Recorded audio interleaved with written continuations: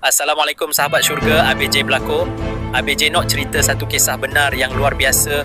Bayangkan, seorang pemuda dari Libya, nama dia Amr Gaddafi. Masa nak pergi haji, nama dia tersangkut dalam sistem keselamatan airport. Pegawai cakap, kami cuba bantu tapi kena tunggu. Semua jemaah lain dah lepas, naik kapal terbang, pintu dah tutup. Amir masih terkandas. Masalah dia selesai, tapi sayangnya pilot tak nak buka pintu. Kapal terbang tinggal dia seorang-seorang. Pegawai-pegawai cuba pujuk, sabar Amir, mungkin Allah ada perancangan lain. Tapi Amir tak nak mengalah. Dia cakap penuh yakin, saya nak pergi haji, insya-Allah saya akan sampai juga. Tiba-tiba Allah tunjuk kuasanya. Airport dapat laporan, kapal terpaksa patah balik sebab ada kerosakan. Sampai airport periksa semua, okey. Tapi pilot keras hati tak nak buka pintu. Kapal terbang kali kedua, belum sempat jauh, rosak lagi, terpaksa patah balik sekali lagi.